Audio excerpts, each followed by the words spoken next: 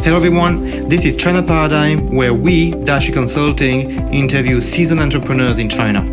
Hello everyone, I'm Matthieu David, the founder of Dashi Consulting, a strategic market research company in China, and this podcast, China Paradigm. And today I'm with Charles Carrard. I heard of you for a long time when you were in Beijing, I think 8 years ago. Since I arrived in China was 10 years ago. And at that time, you were in a digital agency. You were close to digital environment. And you're going to tell us more about how you started in China. You have been in China since 2005, which is younger than what I thought, actually. So it's already 14 years. You have been involved in a digital agency initially, in a restaurant. That's what I learned, actually. And I don't know exactly the chronology. If you begin restaurant, if you begin with digital agency, and after, I feel that the biggest experience you had was wine, with wine paradox. And now, and I'm going to go to what you do now. You are the general manager of Boisset la Famille des Grands Vins. I'm not sure if you have an English tag name, but it's a company which is selling wines from a bit all over the world, except one, Bordeaux, which is the most famous French wine. But you have Burgundy, you have from Rhone Valley, from California, and it's very rare actually to have a French company in the wine industry to sell wine also from California. And with you in China. Thank you very much, Charles, for being with us. You have been in our list for some time. Thanks a lot. So thanks for taking the time. First question. So a lot of questions in one. Oh, no, first question is only very precise question. Could you tell us about the size of your business now, the size of what you manage now? I saw on your LinkedIn a lot of numbers about Paradox, but I've not seen a lot of numbers about Boisset. Could you update us? So thanks so much for taking the time today. So Boisset, I just can give one figure, is the turnover we do from the head office in France and in America, which is about 350 million euro.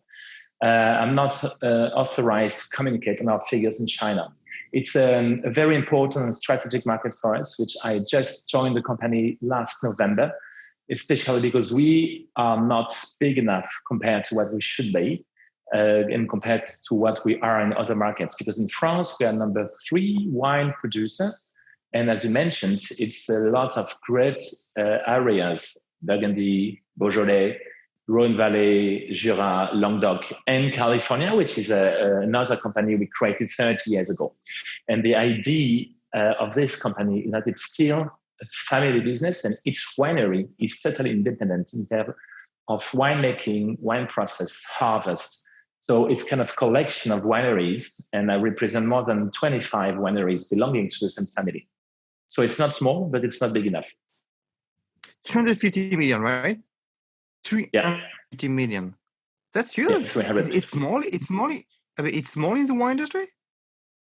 I know we are number 3. So when I say it's small in China. What we do now, what we do in France is not small. I see. Would you prefer to talk about your experience now, or the past experience you have as in the wine industry within Paradox or within Boisset? Sorry?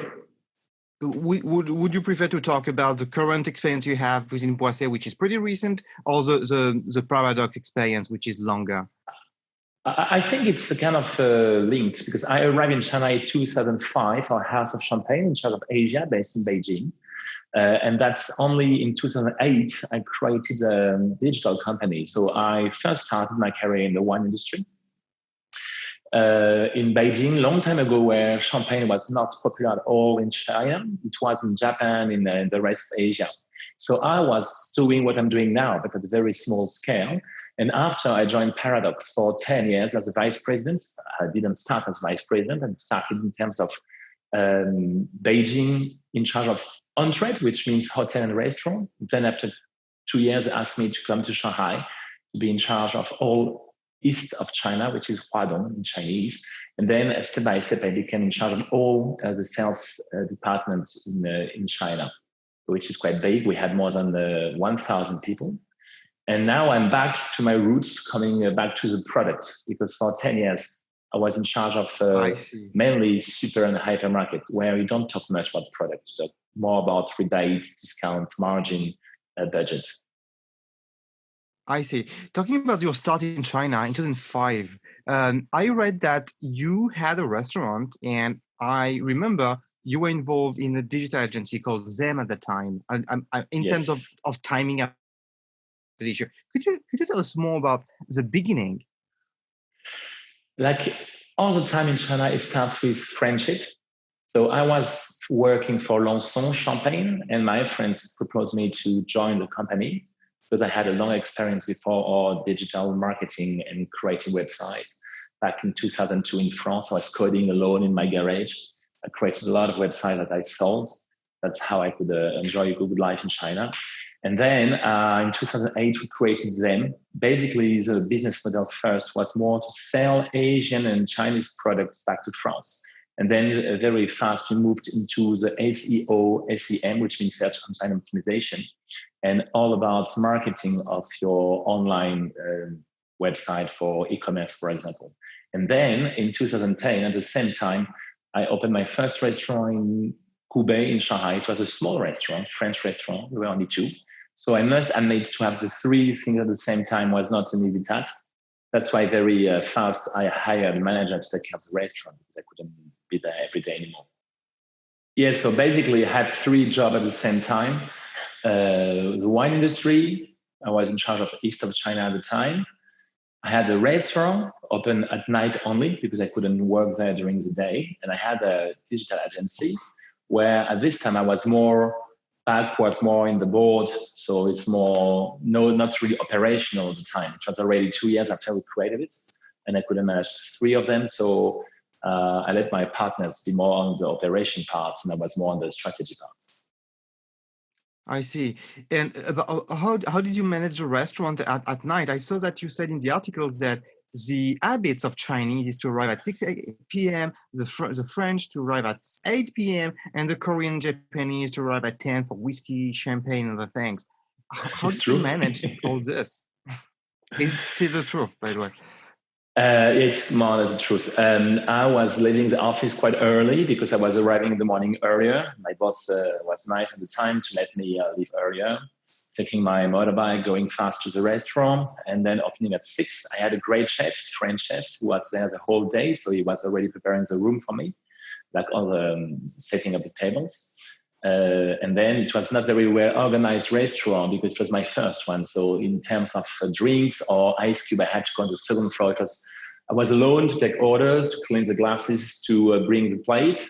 And my chef was alone in the kitchen to clean, to cook, to do everything. So we used to close around midnight or 2 a.m. and then going back to bed, back at work in the morning. So after a few months, I was totally dead. So we had some benefits. So I could hire a manager. And then we hired the sous chef, we hired an IE, and step by step, we could increase like this. Incredible. But how did you, what was the motivation behind this to be involved in so many things? I feel that's very, very Chinese. I feel it could not happen in France that your employer is accepting that you have another business at night. It's your own business, not another job. I feel it's very, that happened only in China. And what was your motivation to do all this at the same time? I was single with no child at the time, so it helps a lot to have a lot of time. And I just arrived from Beijing to Shanghai, and at that time I was a bit disappointed with Shanghai F&B scene, which I thought in terms of French restaurant was either a bit pricey or not the quality I was expecting. So I had the opportunity with a friend to open this, and my boss was very happy as well because, of course, I used only the wine from our wine company, and for him it was the occasion, the opportunity to taste a new kind of business model without taking any risk. And after 4 years, I sold out the restaurant to my boss because he saw it was working. So it was a new way to make more sales and to make more marketing about the wine in general. I see. If you don't mind, let's go deeper into the restaurant business. My understanding of restaurant business is that it's hard. It's not easy. The real estate is expensive. Managing people is not easy. Finding people, the turnover is high. You have to buy the right food, the right amount of food for dinner, for lunch, and so on. What are the main challenges of restaurants, and how did you succeed to open my 5 or 6? Five. As I remember, 5. Actually, that's a great question. And actually, when you have only one and you work inside, it's not that difficult because you don't pay yourself. So you don't have a high payroll every month. And my chef was my partner as well. It starts to be very difficult when you hire more people.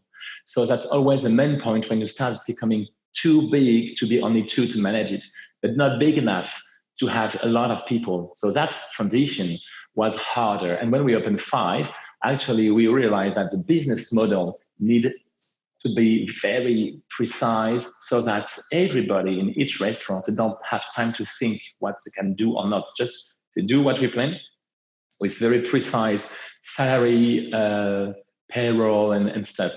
And that's not easy to make money. When you are working inside, okay, you can make a bit of money because you have very low salary payroll. But when you open a lot, that's where it starts to be very difficult.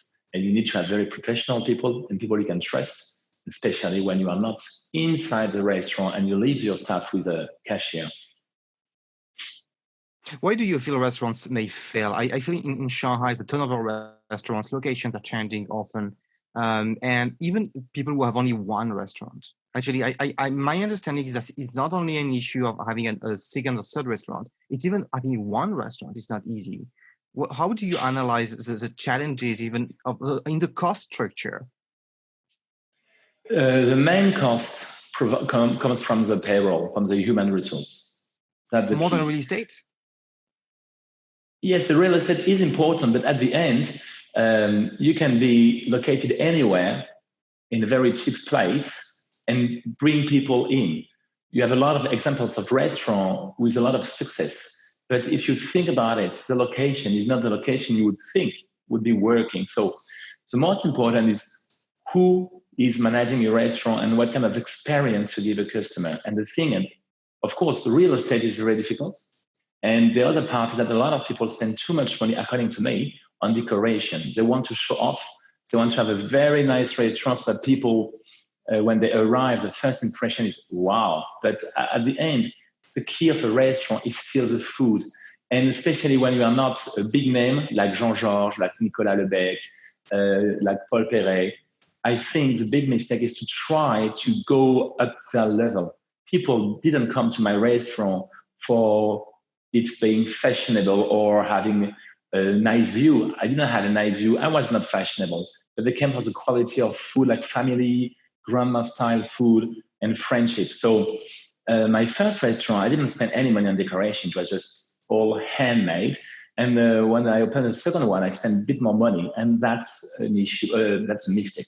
Because if you spend too much money, you need much more time to make it profitable. So I will open a new one maybe one day, but I will not spend money on decoration. Just by hand and by heart, you can make something nice, warm, but not costly. I see. What I would feel a bit stressful of opening a restaurant is regulations. How did you make sure that you were in line with the regulations and to know all the regulations? And is it actually difficult to follow all the regulations actually, or it's pretty transparent and easy? I'm asking the question. Alors, it depends the cities. It depends because we had one in Beijing, one in Suzhou, and 3 in Shanghai. So basically, Shanghai now in China is the most severe for all the rules of hygiene and fire protection, fire security. But it's quite easy to follow them. Just need to ask them to come and tell you everything what you need to do. And you need to go with an architect who is kind of not official, but someone who knows all the regulation, because you need to draw a map of your restaurant, of your kitchen. And this map needs to be given to the authorities for approval before you start the construction.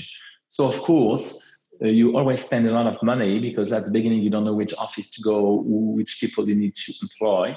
But after the first one, you know already a lot of things, so you use your connection, and it's quite clear. And I mean, it's not difficult. It's very a lot of constraints, a lot of rules. But once you know them, you just do it, and voila. Okay, that's the thing I feel in China when I interview entrepreneurs and myself, my experience that people insist on a lot of regulation, but actually it's pretty transparent. You ask questions and you get the answers. And if you follow the rules, it's actually pretty easy. I mean, not that hard. I mean, to make business in China, I mean, it's not the main difficulty. Main difficulty is to sell, to make it a viable business, more than regulation, isn't it? Yes, you're totally right. It's quite transparent. Doesn't mean it's easy because you have a lot of offices to go to. You have a lot of processes to go through. So of course, it's a long pace, it's a long way, but you do it one by one, step by step, and you try not to lose time because you generally when you got a place, you got 1 month for decoration. So the most important is to come prior you sign the deal to got already all the connection around the restaurant you open so that you already can start having people working on the map before you sign. Like this, when you sign and you have 1 month for free rent for decoration, you can already start your decoration. Because if you wait to sign, to give all documents and stuff, then the time you get all approval, authorization, you already lose almost 1 month. And then you have 1 month of decoration. So you pay 1 month for nothing.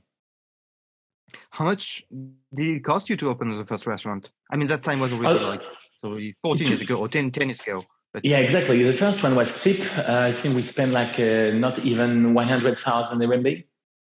Okay. What was the cost? The cost was deposit, was... mainly deposit and a painting and some... because we got the furniture, tables, chairs from the previous owner for free. It was in good condition, and it was a good restaurant. I mean, a bit dirty, but just clean, and then make it everything fresh was enough. And the second one cost not much as well because it was the same condition. The third one was more pricey because we destroyed everything, had to make the kitchen bigger. So the second one we spent about 400,000 RMB on everything, including rent, deposit, and decoration, and authorization, kitchen, appliance. Everything is for 400,000 to 500,000 RMB, 500,000. I see. So we talked about the cost. We talked about the challenges and difficulties of running restaurants. What about the sales? How do you drive traffic to your restaurant? I heard a French entrepreneur in Beijing. He opened a restaurant, and after 3 weeks, he was cash flow positive. In 3 months, he paid back his investment because it was his first restaurant, and he had all his friends coming to the first restaurant. Second restaurant was much more difficult. So in terms of sales and attracting people to your own restaurant, how did you do? You had been between restaurant wine and the digital industry. Could you tell us more how word of mouth, the internet can play to attract people to your restaurant?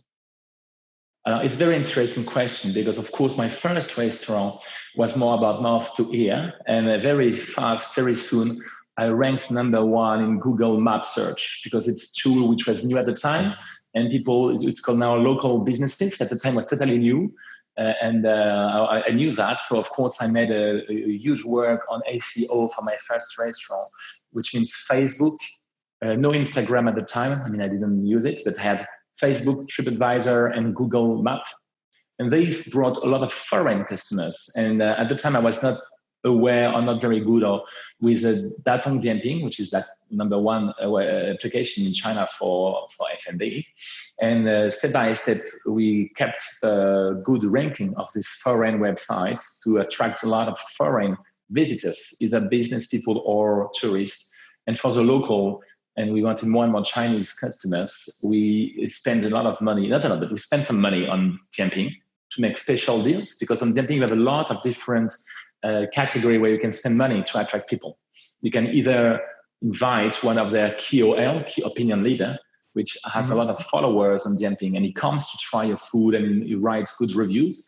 And as well, you can create special deals, and especially we are very strong in Suzhou and Shanghai for like Valentine's Day, Christmas, this kind of events. The restaurant was full, with very pricey average tickets, but very good quality. So it was a big deal for customers to come. So it's a good way to attract people. And of course, as you know, in China, you need to have good ranking. So of course, you need the help of your friend to come over first and to give you good ranking. And that's how it starts as well. What cost are we talking about when you have to pay for a KOL on Jinping? Or this is not very pricey. You don't pay money. You just need to spend money on food, and it's a global package with Dianping. It's like it depends on what you want to spend, but it starts with 5,000 RMB a month minimum, up to And you get access to 20,000 a KOL month. regularly. Yeah, you can access to KOL regularly, and you can have banners. You can be on top of the page. Of course, it depends on the city. It depends on the area because Dianping has a very powerful calculation way according to the area. If you are full of French restaurants in the same area, the competition will be tougher. If you are alone, of course, by typing French food or French restaurant, you will pop up much cheaper cost. And that's why as well, I always chose location, which you couldn't find a lot of other French restaurants around. That's choice as well. Of course, you attract maybe less French people or less expats, but you outstand more on any kind of digital tool because you are the only one around. I'd like to spend still 3-5 minutes more on the restaurant business. About the French restaurant business. Italian food is very associated to pizza and pasta. You have strong identity with Japanese food and sushi and so on. If I understand, the difficulty of French food is that there is no strong identity. It's known as good, it's known as premium, but there's no strong identity to a dish. How did you market your restaurants online where you need a strong identity as a French restaurant? How did you make it noticeable? I understand to be ranked, it's one thing, but how do you get noticed and catch the eyes of people?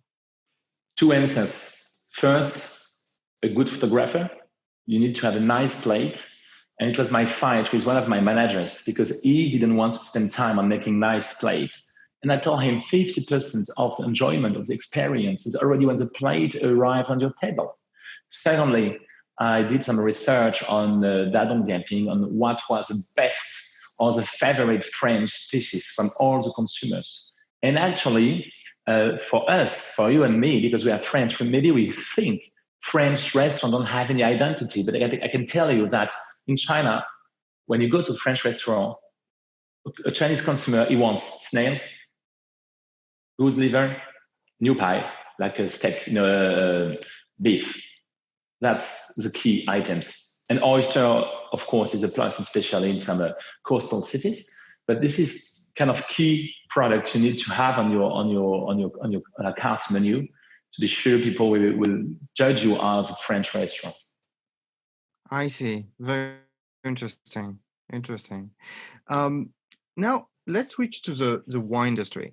I read online. You said within Paradox, I mean, written everywhere that you were focusing on off-trade, selling to supermarkets, hypermarkets, and to name a few, the ones we know worldwide as Carrefour, Auchan, and so on. And precisely, those ones are not doing very well now.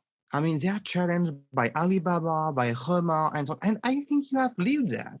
You have seen that change after 2008 and the rise of those e-commerce platforms and those challenges and the challenges of those very massive retailers with big space like Carrefour. What did you see happening in the industry?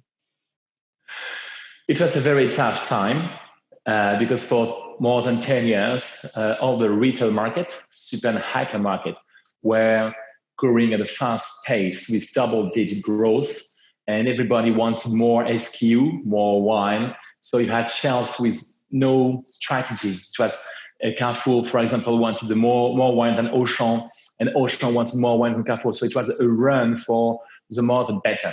And like 2 years ago, about in 2017, exactly when Hema, Meituan, Alibaba, everybody arrived in the digital industry, the big retailers didn't see it coming, and they didn't have at the time a powerful digital tool to keep their customers in. So they didn't realize that the Chinese consumer had another wheel of experience for purchasing everyday product, FMCG, fast-moving consumption goods. And for 2 years, it was very tough, but not only for wine.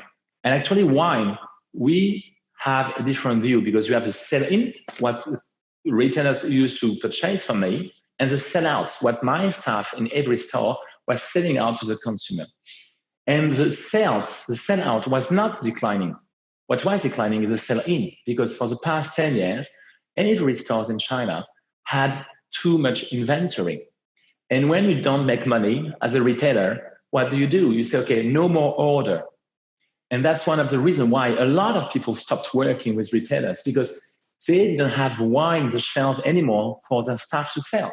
But we, paradox, because we were focusing only on retail and we were number one in China for retail, and they are still number one in China for retail, they still had a lot of wine on the shelf. So they were able to still have the staff selling wine.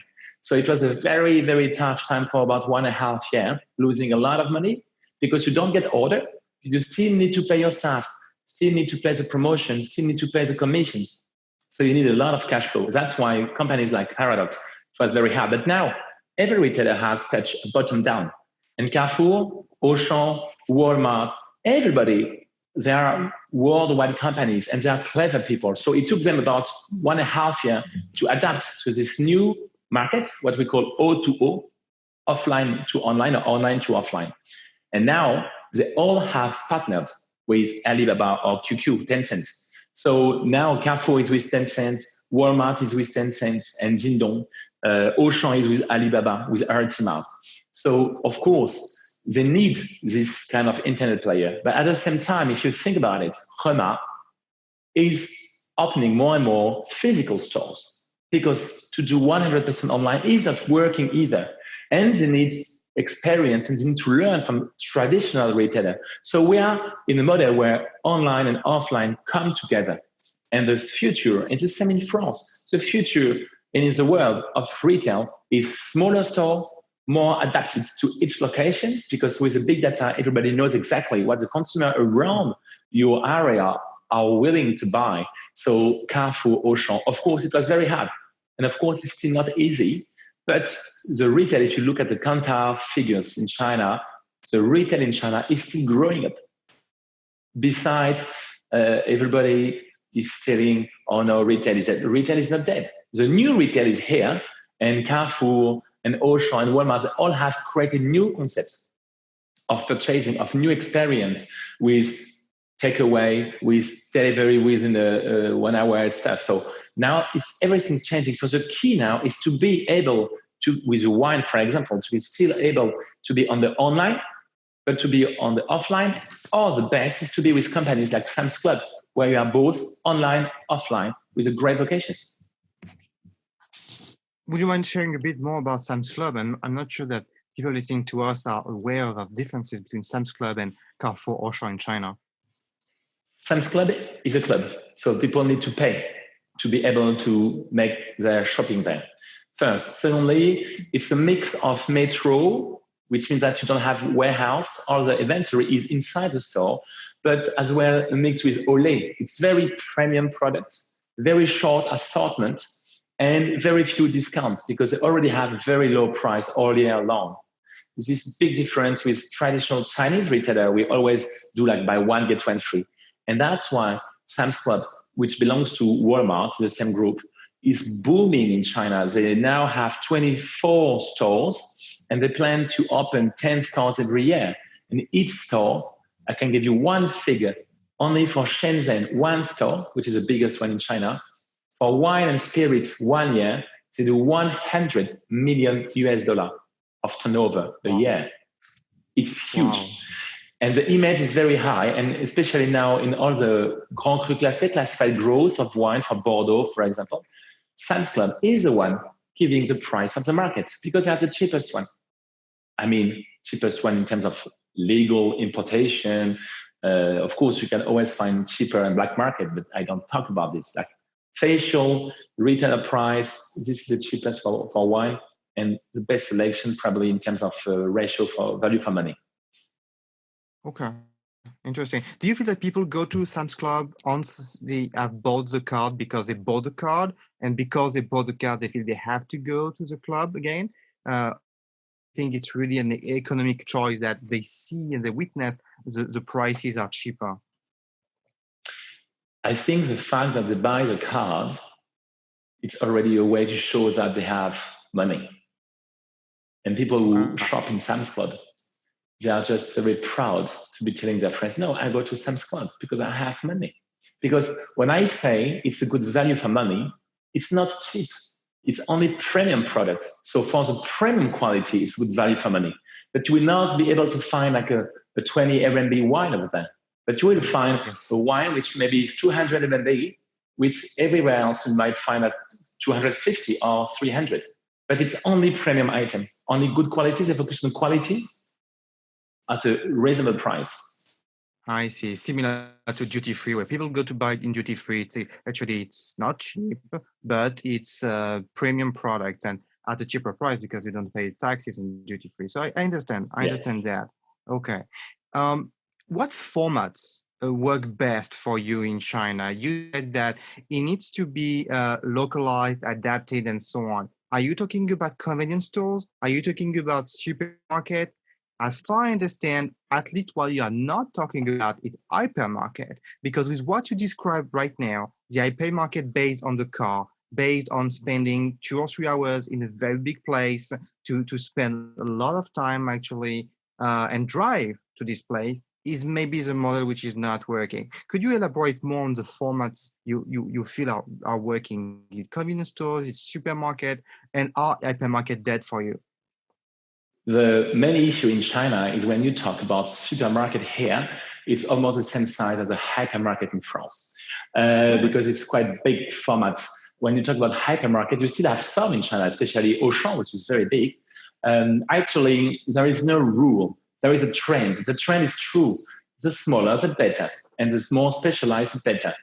That's why even in Auchan, when you have a big hypermarket inside, they have reorganized everything so that instead of having one big hypermarket inside, you have a lot of small shops, all belonging to Auchan, but it gives you a different experience. Like this, people can go and go directly to the shop they want, like pet food or flower or travel, and not being inside a big place.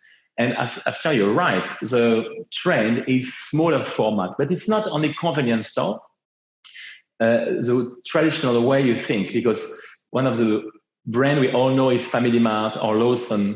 Okay, but Carrefour was the first one in China to launch Easy Carrefour, which is bigger than a convenience store, much smaller than a supermarket, with fresh veggies and fruits. That was the first one. But for X and Y reasons, they didn't open a lot. And seeing this, Yonghui, which is a company from Fujian, very big in China, they opened hundreds of these stores. And that's booming because people, they also want to find in their convenience store fresh products.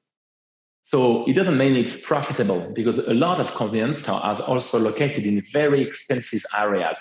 So when we say hypermarkets are dead in China, I wouldn't agree on that so fiercely because it's not because you have people in your store that you make money. Of course, if you have nobody, it is not a good sign, but you can have the same strategy as Auchan. Auchan, they own the wall, they own the land, and they open always in places quite remote from city center because they got help from the local government. So in terms of investments, they have 30 years in front of them with a lot of help, financial help.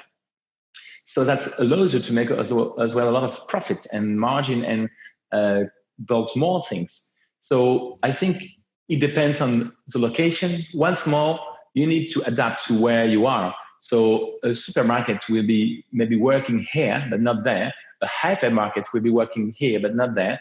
And convenience store. So it's not one rule for all. You need to adapt between convenience store, supermarket, hypermarket, and kind of the middle one. And depending on which area you are in China, which brand you are, which product to propose. You mentioned in one article in an interview that nobody is making money on selling wine online. I don't know when the article was written, but is it still the case? First question. I think and so. Why? I think so. Okay. And why? Then why? Why the economics don't work with online? Is it because of the cost delivery only? Is it because of the cost of acquiring clients? Is it both of them? Are there some things we are missing? What's going on? Alors, basically, one of the best examples was Yes My Wine. 6 years ago, they arrived with a lot of money, and they were maybe the biggest at the time online 100% online player for wine. And when you start with the money they had, they could acquire a lot of customers. But customers were coming to them because they were very cheap, because they use their investments to make very cheap prices. But the thing is, every 2 years, you had a newcomers with a lot of money as well. So all the customers from Yes My Wine, 2 years later, went to another first. So all the money you spend to acquire a customer. In China, people, they want new things all the time. So it's very hard to keep someone buying your product if you don't keep the motivation or the fun, or if you don't build the relationship. And every 2 years, when you have someone with good wine with cheaper price, you go as well. And secondly, as you mentioned, human resources costs, delivery costs, and as well, structure costs. Because when you grow up, you need more people for marketing, you need more people for finance, you need more people for logistics. And this needs to be put somewhere. And as well, the mistake of a lot of online players is that in second tier, third tier, fourth tier cities, people, they still don't know much about imported wine. And they still need to go see the bottle, to touch the label, to have someone in front of them to ask questions, to be sure that the wine is genuine. And if they're not happy, the day after, they can come back to the store and say, I'm not happy with your wine. The online business is working well for international brands at very low price, such as Roast and Retreat, where nobody's making money anymore because you can find it at 38 RMB online. DDR.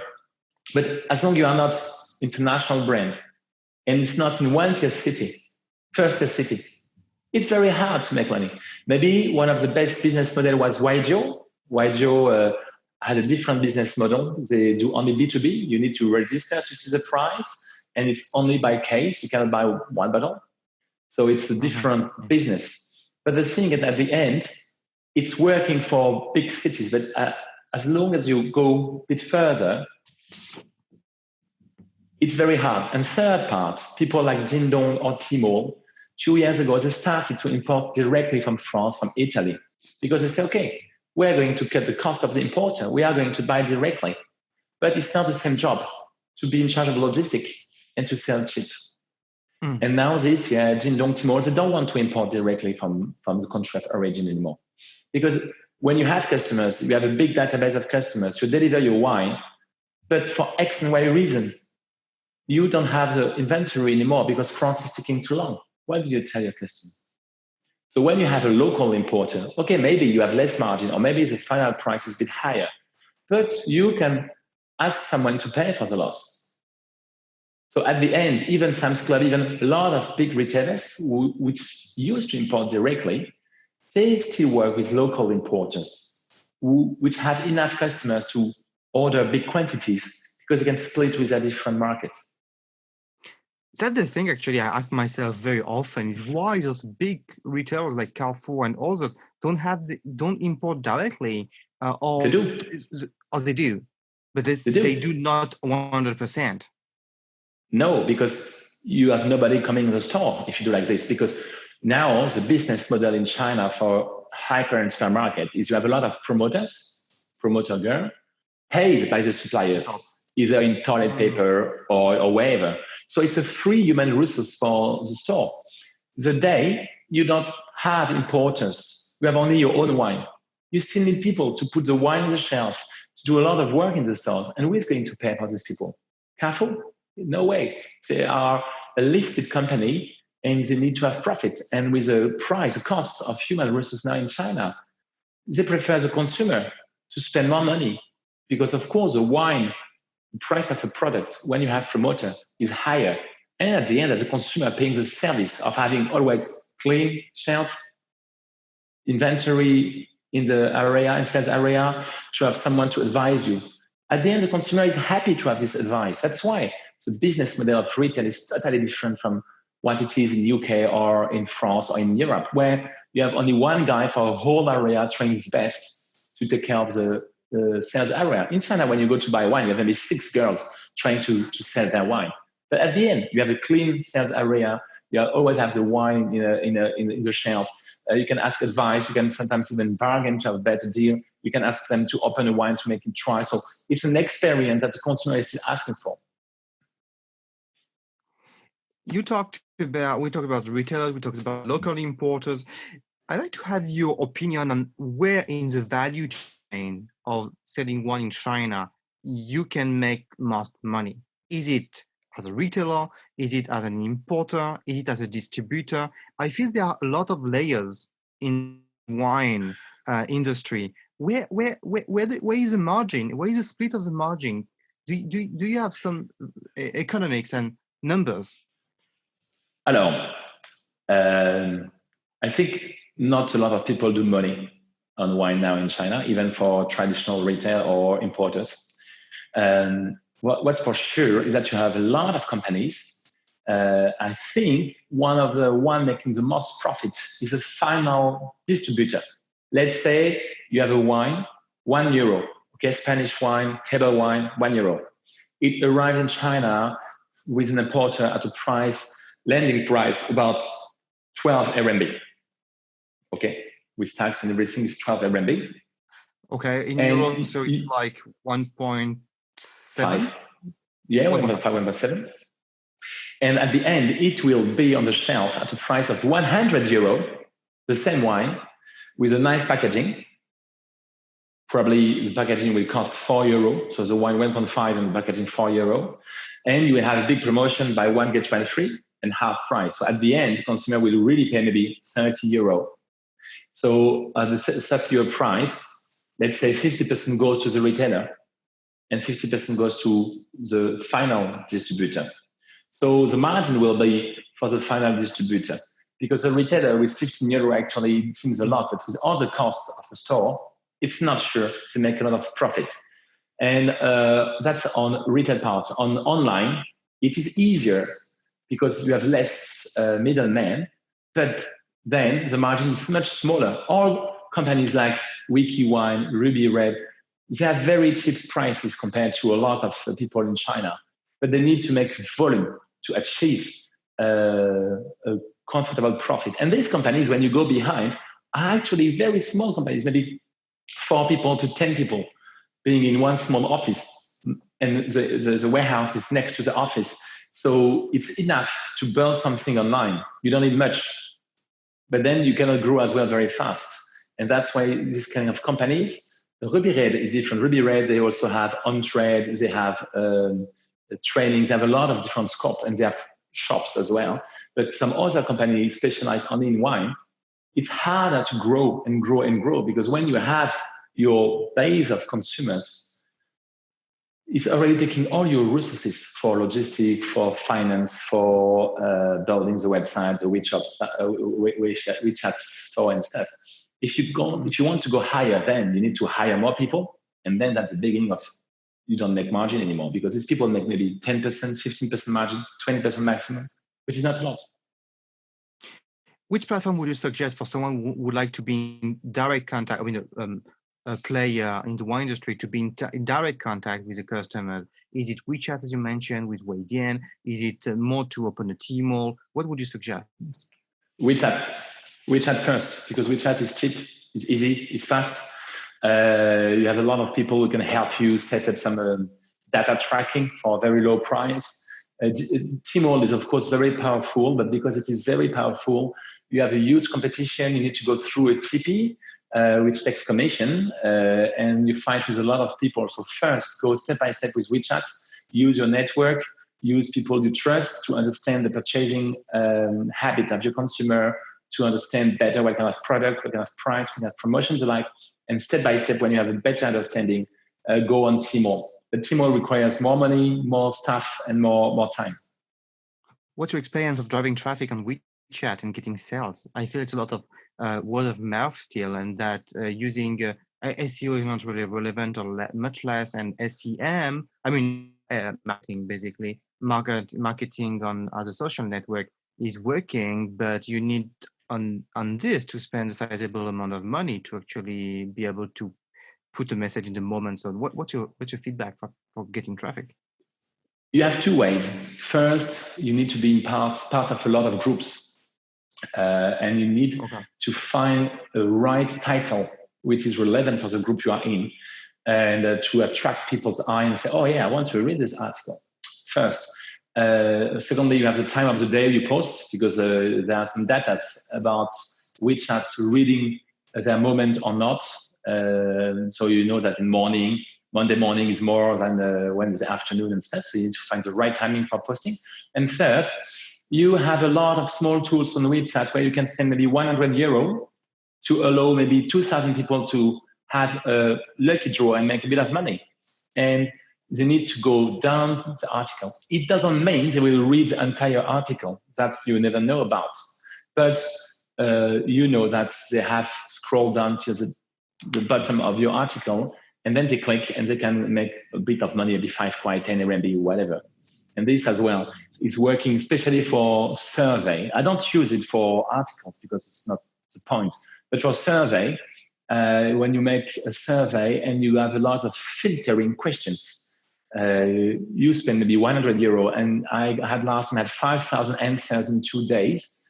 So with all my filters, at the end, I could still use 1,500 answers, which I thought were good for my study. So I threw away 3,500 answers, which I thought were not really resulting from people I was looking for.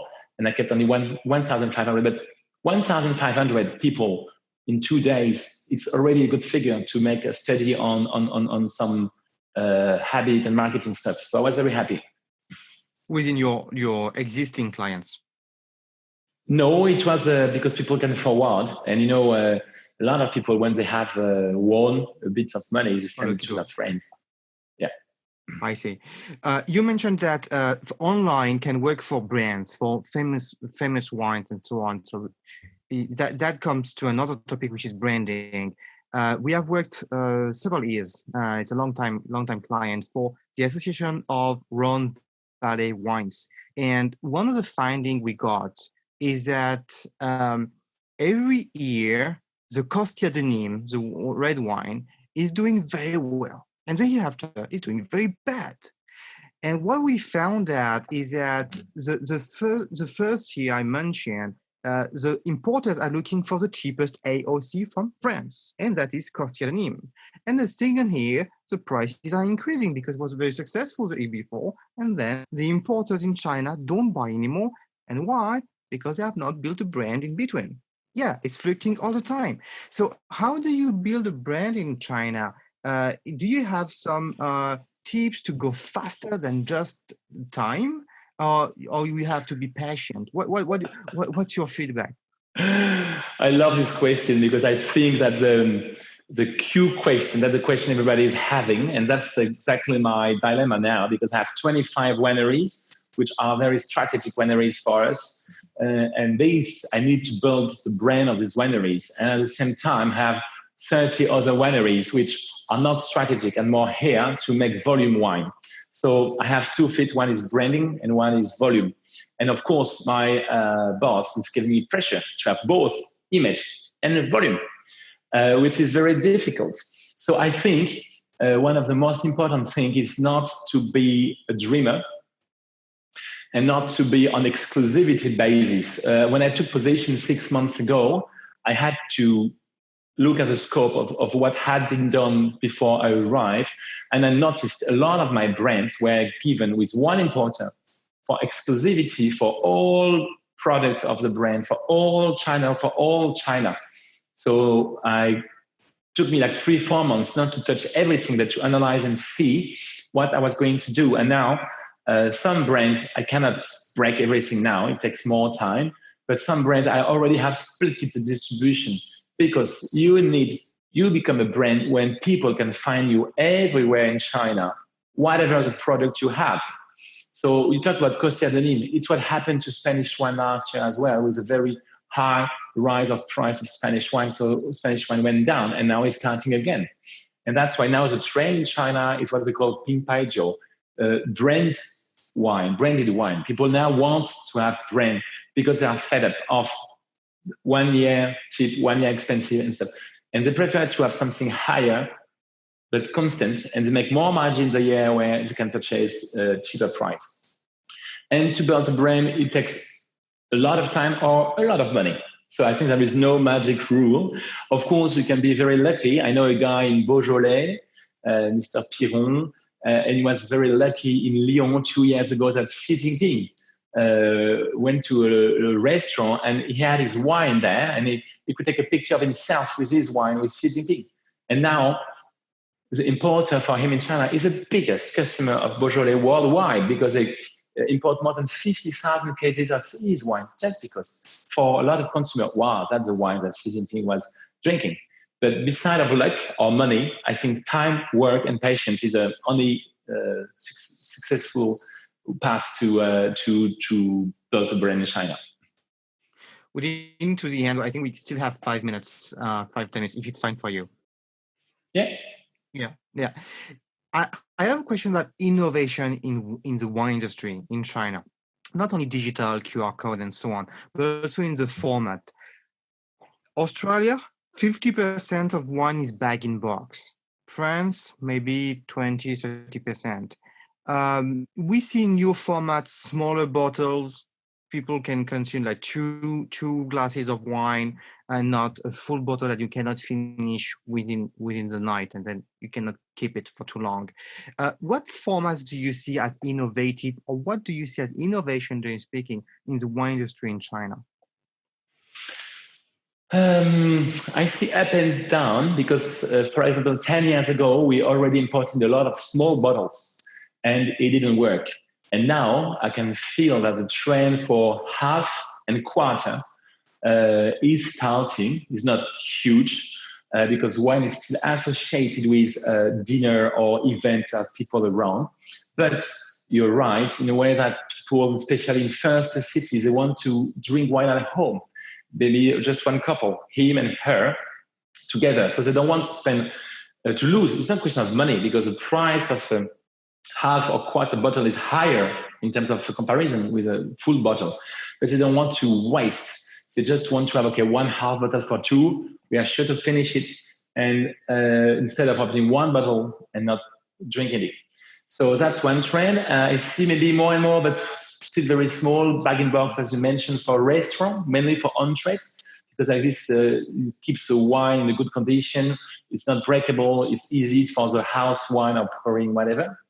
The trend I see is more on the quality of the wine.